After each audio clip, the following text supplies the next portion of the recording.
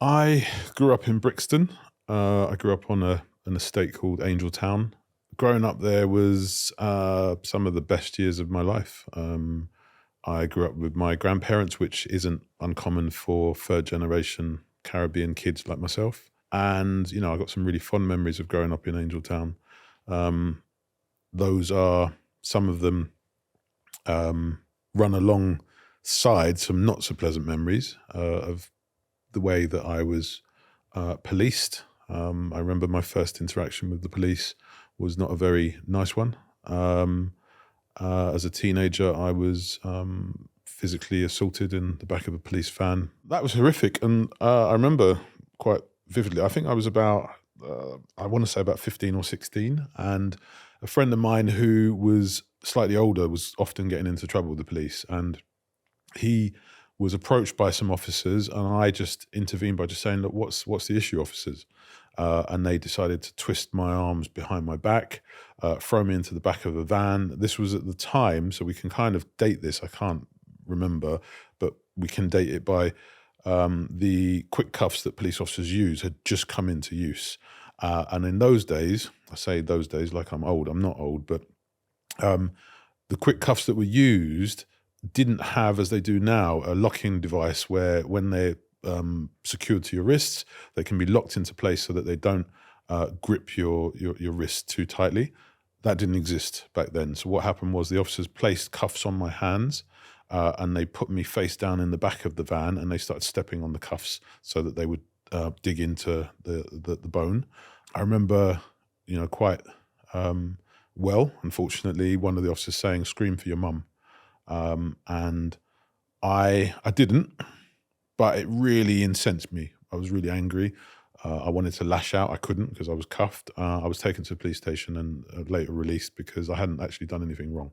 And that left a bit of a scar on me, but I never made a secret about the fact as a kid growing up in Brixton, I wanted to become a police officer because I wanted to change that dynamic and that narrative. On one hand, I had difficulty because of the experiences that I had with the police, which made me want to change it, but also wanted to fight and kind of resist any over policing, any dare I say, brutality. But equally, at the same time, I was shunned by some people who didn't like the idea that I wanted to become a copper. It built a little bit of I don't think hatred is the word because it was a couple of individuals. It wasn't the whole force. And actually, you know what? I've met some police officers who are really wonderful people. There are a couple of them I'm still, semi in touch with, not regular contact, but certainly, a kind of a LinkedIn message here and there. And that's kind of it, in passing. I'm not anti-authority. I'm not anti-police. But I am anti people who join those organizations and use the power to, kind of cause trauma to others. I first ended up in prison, actually for a crime I didn't commit. So I was arrested for, I think it was a charge of armed robbery, conspiracy to rob, and some other charges that went alongside that. And then when I went to court, my barrister came up to me, and I was kind of half joking, but I remember this barrister coming up and saying to me, "I've got good news and bad news. The bad news is you're facing this alone. So nobody else is in the dock for this," because there were a couple of us being arrested for this same charge. And then it suddenly dawned on me that to conspire, there needed to be more than one of us. So that it meant in my head that they must be dropping the conspiracy charge, and therefore I'd be facing the armed robbery charge on my own. And that's exactly what happened. But then a witness came forward that identified certain protagonists to this alleged crime. I was able to prove that I was elsewhere, and I was released without charge and no apology. But by then, I had developed a taste for crack cocaine because I experienced that in custody. I was in HMP Brixton at the time. Most bluntly, I was a crackhead. I became highly addicted to crack and to alcohol and to cannabis and to, let's put it bluntly, sex with sex workers. I did all those things, kind of a cocktail of moral turpitude. People tried to love me from a distance because that was probably the safest way to love me, because I went through a period of being so highly addicted that I would steal from anybody. It really didn't matter whether you were related to me or not. I would steal it and then help you look for it, and go off and use.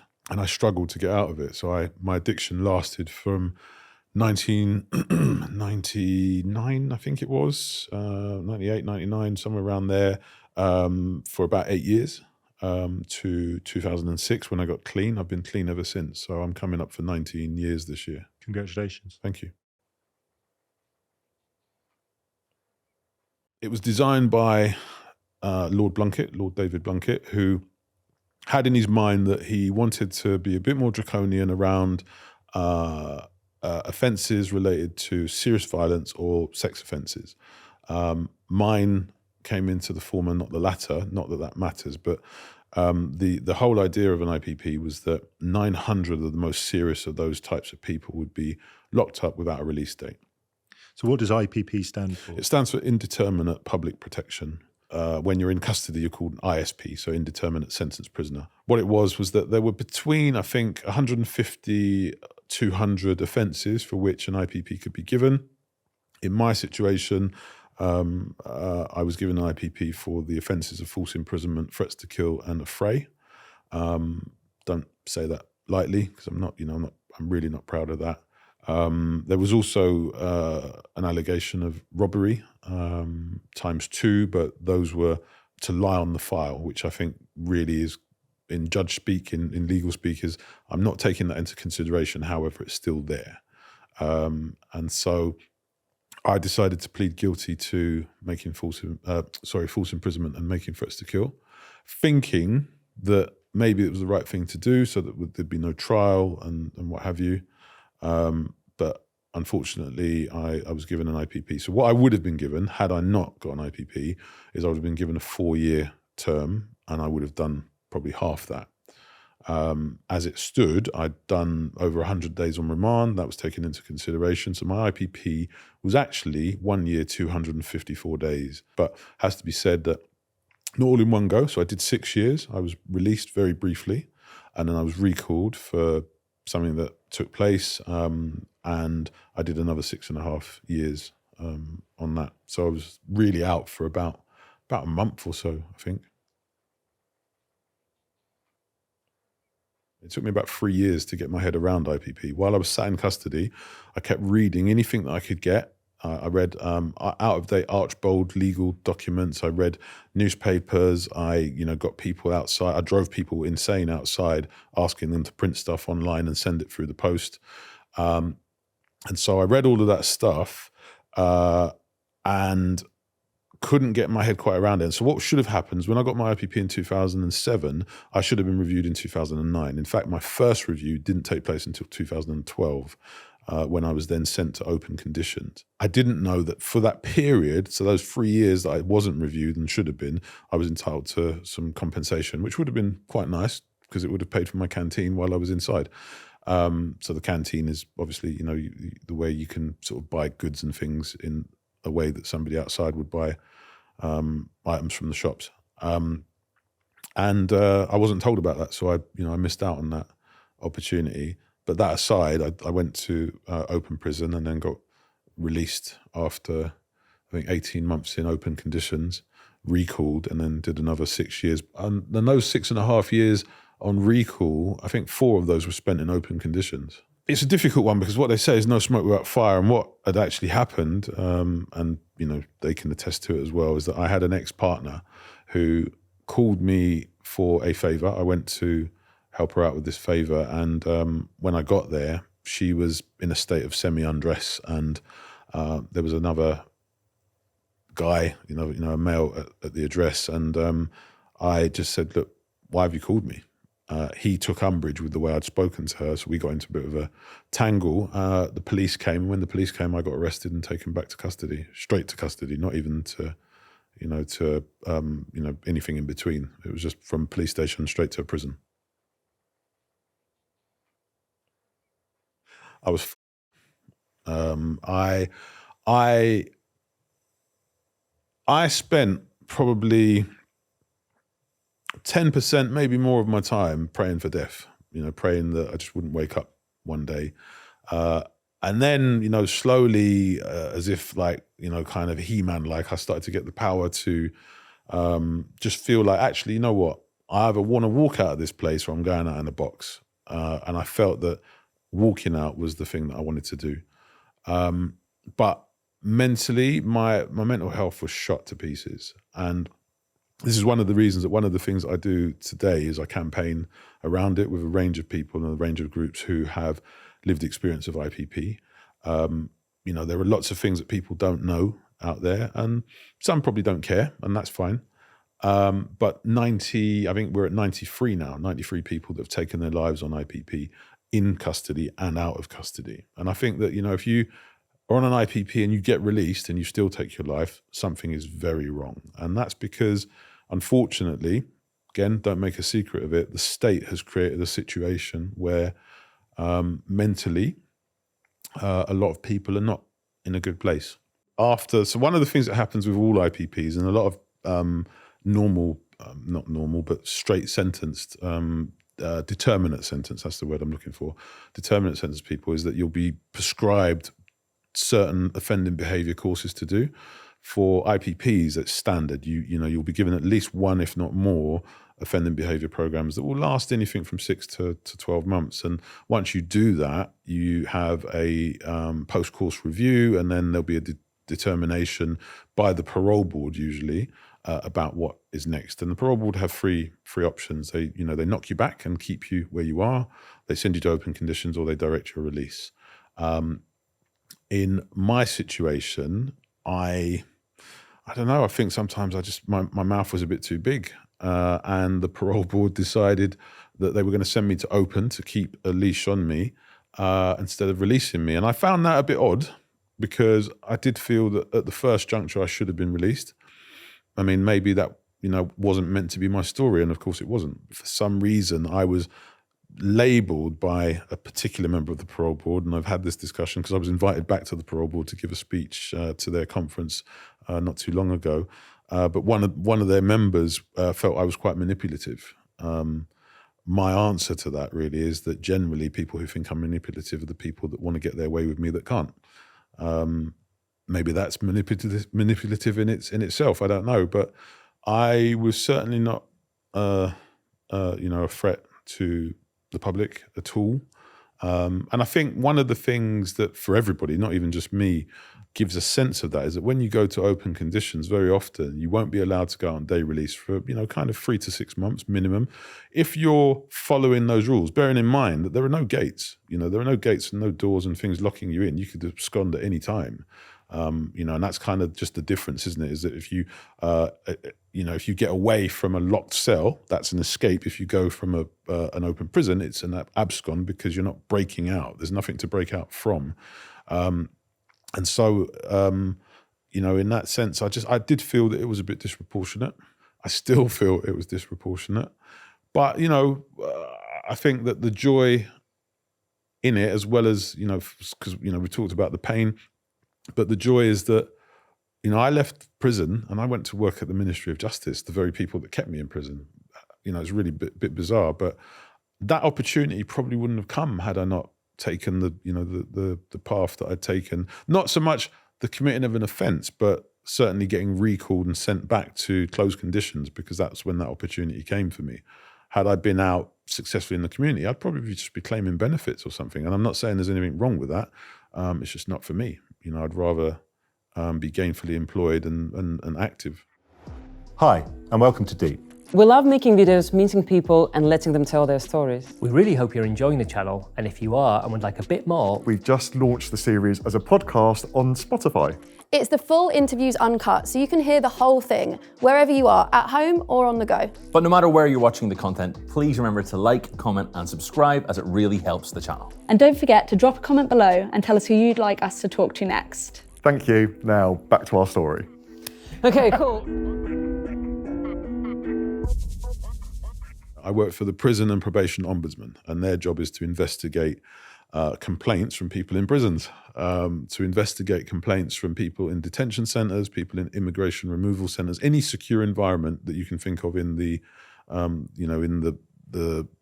England and Wales. And how did it feel to be offered a job by the same institution that had locked you up for so long? A bit ironic. For the first, I would say, I don't know, maybe 2 or 3 months, I felt a bit like an imposter. I used to go in there and just feel, I don't know if I belong here.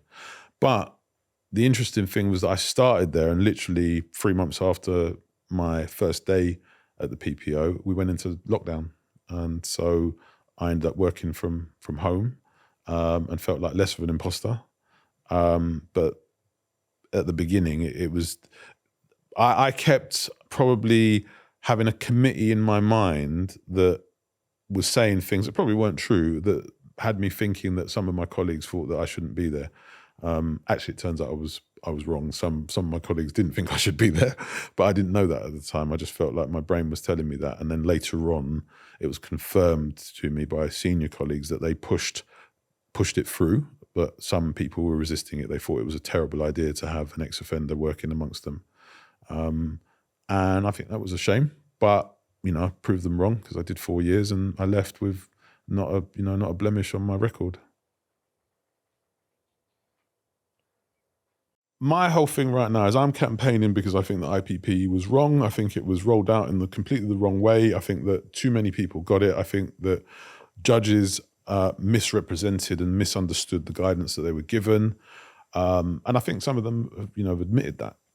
Certainly Lord Blunkett has admitted, and he's on record as saying that, he regrets what's happened and what he's done. Since I've been out of custody for nearly 6 years now, I'm seeing a lot of things playing out that I'm not gonna lie. I would give some of those individuals IPPs if I had the ability to do it, because I'm seeing some stuff, and it's not a goody two shoes type of thing. It's just a thing that there are some real liberties being taken. I think about, unfortunately, whatever the circumstances, but I think about the heinous and horrible act of Eliane Andown in Croydon just over 2.5 years ago.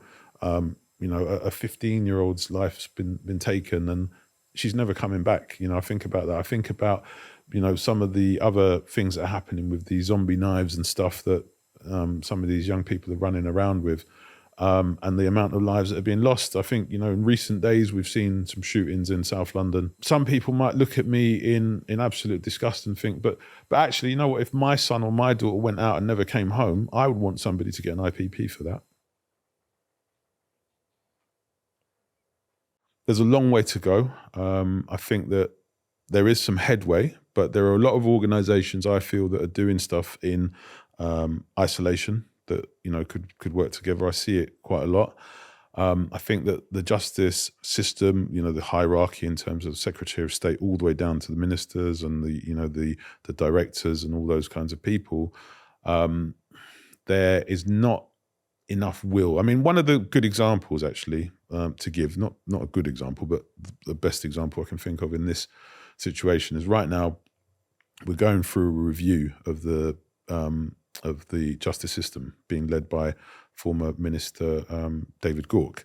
And one of the things that was taken away, actively taken away from that review, was IPP.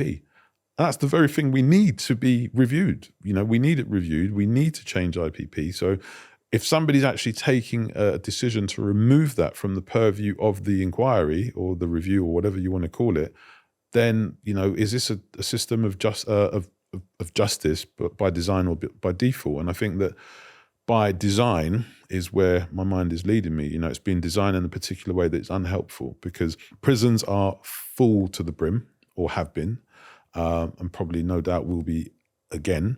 Those places could very well be, managed in a way that there are more places for people that should be there, by reviewing and letting out IPPs that are safe to be released. It's tragic that the state has actually created a system in which they've said, right, we're going to lock these people up, and some of them, their mental health is so bad now that the state feels they can't be released, but the state has created that.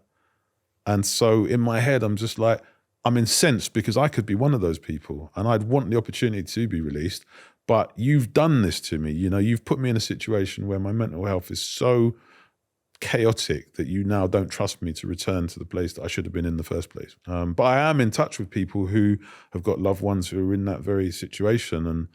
And through the organisations that I'm a part of, we do what we can to help them. It's very limited because one of the things that, this stuff doesn't happen with just money. You can't just throw money at situations. We haven't got any money, but what we do it out of love and care. And we have to just fit it into our lives as and when we can. The number is around 85. I may stand to be corrected. I think there's 85 prisoners. It could be slightly more who've never been released on IPP. Currently, I think we're at about the 3,000-ish mark of the number that are still in custody. And that is a range of people who've been recalled after a period in the community, and some who are just struggling. So they're going yo-yoing. They're going to open conditions, getting sent back as I was to closed conditions, and then working their way back to try and prove that they can manage themselves in the community. Just in terms of IPP specifically, they're not making the decisions I want them to make, and I really would encourage them, implore them almost to really just get around the table with some of the players around this, and UNGRIP and the Howard League and those types of organisations have been really instrumental in getting to where we are thus far. And that is to say that because one of the things that is interesting about this is that Labour government, as you say, created it, and we've got a Labour government now, but actually the changes that we've now seen to IPP, because there are some changes, were introduced by a Conservative government under Alex Chalk, the former MP for Cheltenham. And I know a few people that are going to benefit from that this year. So that, there's stuff happening. I just don't think it's happening quick enough and fast enough or deep enough. I think there's a longer way to go to help the ones that are still in custody. Just sharing it, because if it gives anything, I mean, this is really old hat, but if it gives something to somebody and allows them to be disabused of going down a particular path, then, that's a win for me. I think that the other thing is that there's lots of information that is shared. I share it one at a time because, I don't have a big following. I don't have a big platform, but I share, like, for instance, some of the changes that have happened with IPP. Lots of people don't know about it. And when I tell them about it, they think I'm taking the piss. And they say to me, look, are you actually for real?